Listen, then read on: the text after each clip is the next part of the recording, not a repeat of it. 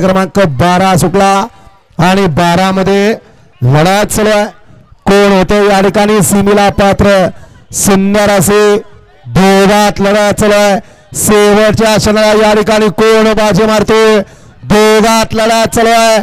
सुंदर अशी लढत परंतु शेवटच्या क्षणाला कोणी आयोजक जावा पण बॅरिकेडच्या दिवस जावा. हे बाबा का म्हणे पळताच एवढं. हे बाबा मॅरेथॉन मध्ये पाठवायला लागेल काय दिवस. हे हसून हातात असणारे कार्यकर्ते हे जैद मुजावर घ्या ते सगळं बाहेर न घालवा त्यांना बाहेर. युवराज पाटील या आडेल